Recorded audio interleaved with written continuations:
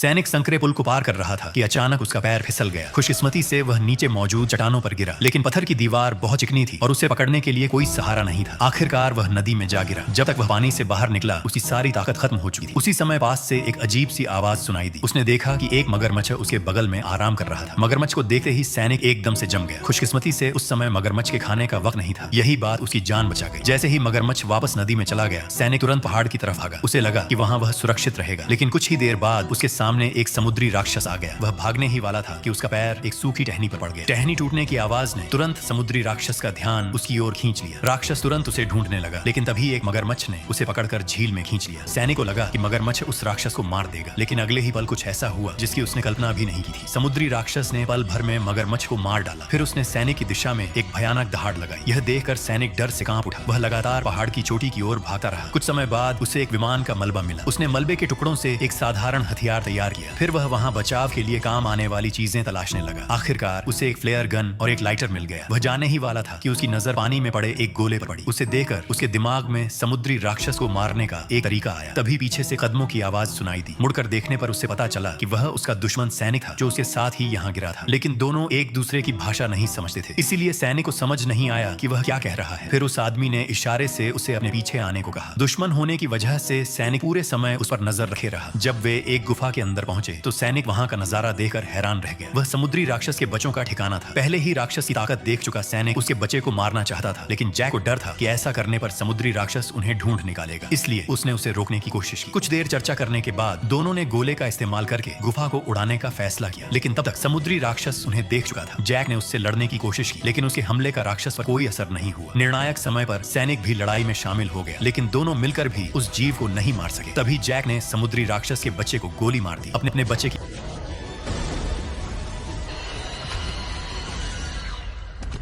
मौत से क्रोधित होकर समुद्री राक्षस बदला लेने के लिए इंसानों को मारने तैयार हो गया। इस समय तक सैनिक बुरी तरह घायल हो चुका था। उसने जैक से कहा कि वह भाग जाए और उसे पीछे छोड़कर बम विस्फोट करने की जिम्मेदारी खुद ले ली। जैसे ही समुद्री राक्षस उसके करीब आया, सैनिक ने बम उड़ा दिया। एक भयंकर धमाके के साथ पूरी गुफा ढह गई। जैक को लगा कि समुद्री राक्षस मर चुका है, लेकिन तभी उसे एहसास हुआ कि जो राक्षस बच निकला था वह अब तेजी से उसकी ओर बढ़ रहा था।